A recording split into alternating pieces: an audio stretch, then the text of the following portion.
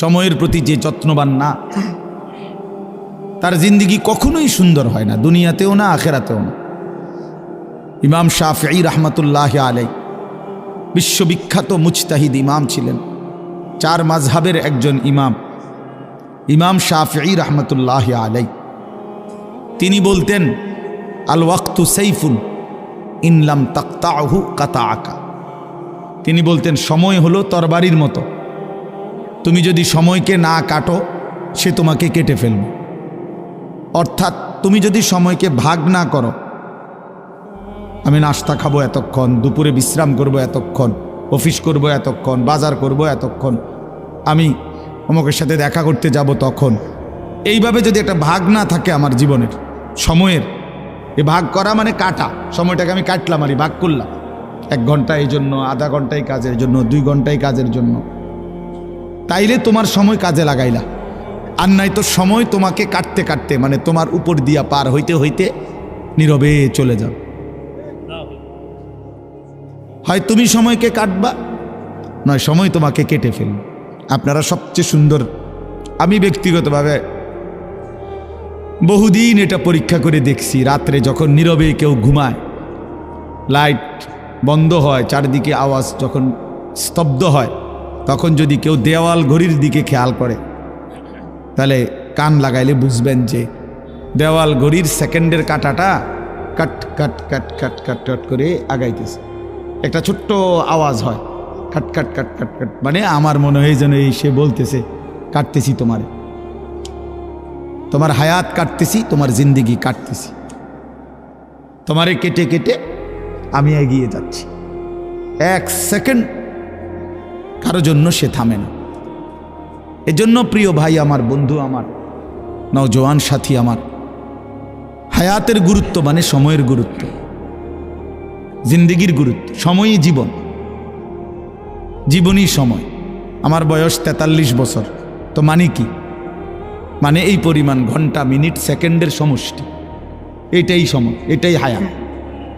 এজন্য মানুষ দেখবেন বয়সকালে বলে, ভাই আমার আর সময় নেই, তার মানে হায়াত নাই, ঠিক না? তাহলে সময়ই হায়াত।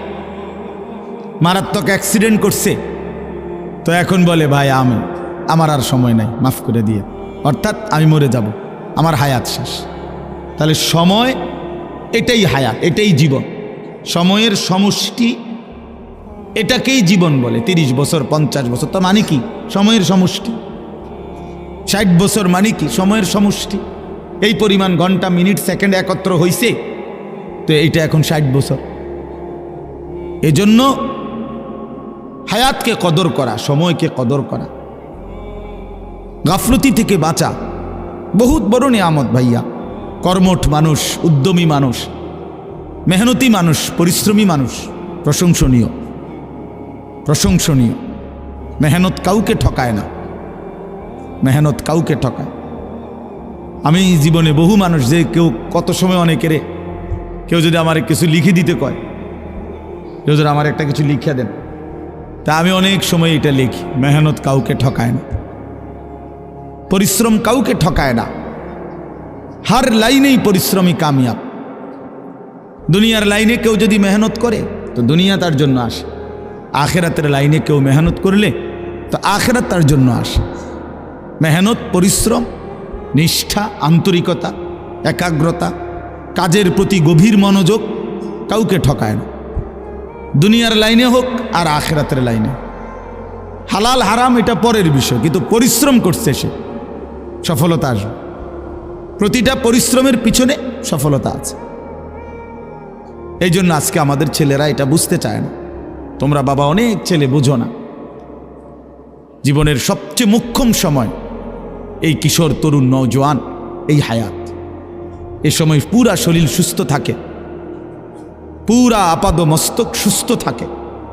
কিছু গড়লে, কিছু করলে, জীবন সাজাইলে এই সময়টাই সাজাইতে হয়। এই সময়টা যে হেলায় হেলায় নষ্ট করে, মোবাইল, নাচ, গান, ছবি, বন্ধুদের আড্ডা, বুট বাদাম, চটপটি, অসৎ আড্ডা, মেয়ের সাথে কথা, মেয়ের সাথে হাঁটা চলাফেরা, সারা রাত মোবাইলে উলঙ্গ ছবি দেখা, হায় হায়, এইটা এক ধরনের অপদার্থ ছাড়া এক ধরনের অপদার্থ ফালতু ছাড়া তার জীবনে আর কিছু হয়। এক সময় এটা এক ধরনের জন্তু জানোয়ারের মতো, হাইওয়ানের মতো, না ঘুমের কোনো স্টেশন নাই, না জাগার কোনো স্টেশন নাই, এই এক ধরনের পশুর জীবন যাপন করে, জানোয়ারের জীবন যাপন করে। রাতের 3টা বাজে ঘুমায় না, সকাল 9টা বাজে ওঠে না, মানে ঘুমানেরও স্টেশন নাই, উঠারও কি নাই স্টেশন নেই। এই জন্য হায়াতের কদর করা ভাইয়া, জিন্দিগির কদর করা। ইউকাল্লিবুল্লাহুল লাইলা ওয়ান নাহার, আল্লাহ তাআলা বলে বান্দা রাত এবং দিন আমি পরিবর্তন করি। তার মানে সময়ের পরিবর্তন করেন আল্লাহ। একটু আগে আলোকিত দিন ছিল, এখন অন্ধকার পৃথিবী, তো আল্লাহ তাআলা বলেন এটা আমি করছি। সূর্য উঠাইছিলামও আমি, সূর্য ডুবাইলামও আমি, চাঁদ উঠাবো আমি, চাঁদ ডুবাবো আমি। তার মানে আমি আল্লাহ এটা করি। আহুয়াল্লাযী জাআলাল লাইলা ওয়ান নাহারা খিলফাতান, আল্লাহই রাত এবং দিন এনে থাকেন পর্যায়ক্রমে, বাই সিরিয়াল, একবার রাত একবার দিন, একবার রাত একবার দিন, খিলফাতান লিমান আরাদা আন ইয়াযাক্কারা আও আরাদা শুকুরা। আল্লাহ বলেন যারা যারা আমি আল্লাহর জিকির, আমার ইবাদত করতে চায়, আমি তাদের জন্য রাত দিন বানাই। হ্যাঁ, আও আরাদা শুকুরা, আল্লাহ তাআলা বলে যারা আমার শুকর আদায় করতে চায়, আমার গোলামি করতে চায়, আমার কৃতজ্ঞ হতে চায়, আমি তাদের জন্য রাত দিন বানাই। প্রিয় বন্ধু, বাপ আমার, কোনো বাটপার সিটারের জন্য রাত হয় না, কোনো হারামখোর নারী লুবি জেনাকার বেবিচারী অসভ্য সারা রাত মোবাইলে উলঙ্গ ছবি দেখবা, তোমার মতো জানোয়ারের জন্য রাত আসে নাই। রাত আসছে ইমানদার এশার নামাজ পড়বে, রাত আসছে ইমানদার মাগরিবের নামাজ পড়বে, রাত আসছে ইমানদার তাহাজ্জুদ পড়বে, রাত আসছে ইমানদার আল্লাহর কোরআন পড়বে, রাত গভীরে আল্লাহর জন্য কান্নাকাটি করবে। এদের জন্য আল্লাহ তাআলা রাত বানাইছে, কোনো সিটার বাটপারের জন্য না। এই জন্য সবসময় মনে রাখবেন, ইমানদার, নামাজি, উলামায়ে কেরাম, কোরআন পড়নেওয়ালা, দিন নিয়ে যারা থাকে, আল্লাহর কসম এদের উসিলায় বাকি বাটপার সিটারটি খায়, বাকি সিটারগুলো এদের উসিলায় খায়। এই যেগুলো হারামখোর, সুদখোর, ঘুষখোর, মদখোর, নেশাখোর, ফুট্টাখোর, বাবাখোর, ডাইলখোর, ইয়াবাখোর, কিস্তিখোর, এই সমস্ত বেহায়া বেপর্দা নারী, অসভ্য, এগুলো এই মোল্লা মুন্সির উসিলায় ভাত খায়। হ্যাঁ হ্যাঁ, এগুলো ইমানদারের উসিলা, যারা সেজদা করে, নামাজ পড়ে, আল্লাহর গোলামি করে, তাদের বরকতে ওরা বেঁচে আছে। আমগরে অনেক সময় বলে না যে হুজুররা কি করে, হুজুররা ঘোড়ার ঘাস পারে। তুমি জানো? তুমি হিসাব মিলায় দাও, তুমি কি করো আর আমি কি করি। এজন্য এটা জরুরি বিষয় মনে রাখা। আল্লাহ তাআলা এখানে স্পষ্ট বলছেন, আমি কেন রাত বানাই, কেন দিন বানাই, আমার জিকিরের জন্য, আমার শুকরের জন্য, অন্য কোনো উদ্দেশ্যে না। বান্দা যদি সেজদাওয়ালা না থাকতো, আমি পৃথিবী রাখতাম না, আমি পৃথিবী রাখতাম না। হাদিসে আছে, আল্লাহ নবী সাল্লাল্লাহু আলাইহি সাল্লাম বলছেন, যেদিন জমিনে আল্লাহ পাকের নাম বলনেওয়ালা কেউ থাকবে না, তো সেদিন আর পৃথিবীও থাকবে না। আল্লাহর কসম ভাইয়া, সেদিন আসমান ভেঙে যাবে, চাঁদ ভেঙে যাবে, দুনিয়া কায়নাত তসতস হয়ে যাবে, মানে ইসরাফিল ফু দিবে। রাসূলুল্লাহ সাল্লাল্লাহু আলাইহি সাল্লাম বলছে, কিয়ামত হবে কাদের উপরে, মানে কোন মানুষরা, কাদের উপরে কিয়ামত, ইসরাফিল ফু দিবে, শিরারুল খালক ফিল আরদ, জমিনের মধ্যে সর্বনিকৃষ্ট মানুষ যখন গোটা জমিন একসাথে ভরে যাবে, একজনও, আল্লাহ নবী সাল্লাল্লাহু আলাইহি সাল্লাম বলছেন, প্রকাশ্যে রাস্তায় গাধা খচ্চরের মতো মানুষ যখন প্রকাশ্যে রাস্তায় একেবারে উন্মুক্ত জিনা করবে, বেবিচার করবে গাধার মতো, আল্লাহ রাসূল বলছে তখন ইসরাফিল ফু দিবে। কুকুরের মতো, জানোয়ারের মতো সিনার বেবিচার করবে। পরিবেশ হচ্ছে, পরিবেশ রেডি হইতেছে, জায়গায় জায়গায়, মোড়ে মোড়ে, রাস্তার গলিতে গলিতে, লাল নীল হলুদ বাত্তিওয়ালা ছোট ছোট ক্যাফে, রেস্তোরাঁ, রেস্টুরেন্ট, এই পরিমাণ আলো আধারি, এখানে কোনো ভদ্রলোক, কোনো ইমানদার যাওয়ার কোনো পরিবেশ নাই। এখানে যাবেই কারা? অসভ্য চরিত্রহীন ছেলে মেয়ে ছাড়া, যাদের জন্য আপাতত আলো আধারির ব্যবস্থা হয়েছে। খুব অল্প সময়ে এই কাগজ, এই কাপড়, এই বেড়ার এই পর্দা আবরণ হয়তো খুলে ফেলবে যে চলো ওপেন জেনা করো, বেবিচার করো, খোলামেলাই জেনা বেবিচার করো। আয় হায়! তো এজন্য ভাইয়া এটা জরুরি বিষয়। আল্লাহ তাআলা বলছেন, বান্দা আমি হায়াত দিছি, আমি সময় দিয়েছি, রাত আমি এনেছি, দিন আমি এনেছি। আমার এই প্রসঙ্গটা কাজে আমরা মনে রাখা দরকার। তোমরা অনেক ছেলে এখানে, মাশাআল্লাহ, তোমরা প্রতিটা ছেলেই ভাইয়া কিছু না কিছু পড়ালেখা করছো।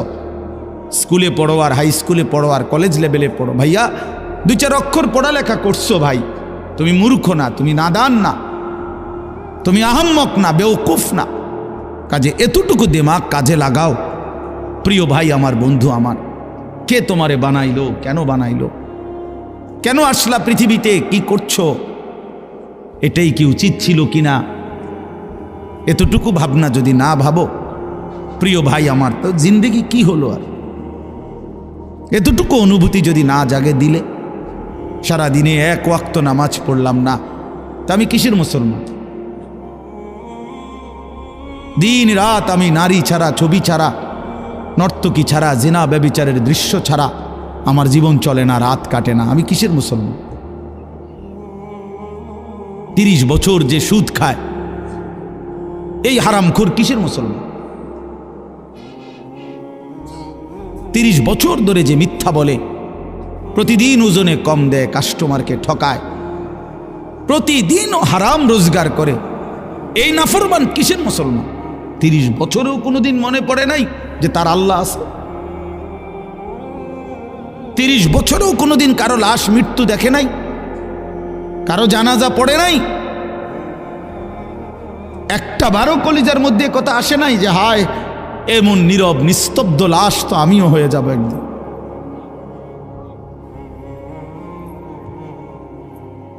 কবর দেখলে তো এটা ভাবা উচিত। রাসূলুল্লাহ সাল্লাল্লাহু আলাইহি ওয়াসাল্লাম বলছেন, তোমরা কবর জিয়ারত করো। তোমাদের কবর জিয়ারত করলে 3টা জিনিস উপকার হবে, 3টা ফায়দা হবে। তুজাহিদু ফিদ দুনিয়া, দুনিয়ার প্রতি বিরাগ হবে, দুনিয়ার বিমুখতা আসবে, আখিরাতের ফিকির আসবে। ওয়া তুযাক্কিরুল আখিরা, আখিরাতের কথা স্মরণ পড়বে।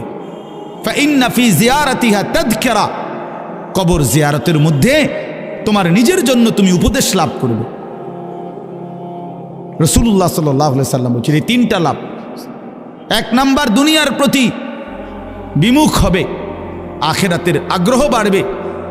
2 নাম্বার, স্মরণ হবে, আর উপদেশ অর্জন হবে যে হায় এই মানুষটা আমার মতো হাঁটতো, ছুটতো, ফিরতো, ঘুরতো, কথা বলতো, জলজ্জান্ত আমাগো চাচা বড়া, আমার বাপ, আমার ভাই, উনি আমার চাচাতো ভাই, এ তো আমারই মতো দৌড়তো, ছুটতো, হাঁটতো, খাইতো, ঘুমাইতো, কিন্তু আজ সেই জ্বলন্ত মানুষটা এভাবে স্তব্ধ হয়ে গেল। পৃথিবীর কত মানুষ কত আওয়াজ করতেছে, বেচারা একটা শব্দও করে না।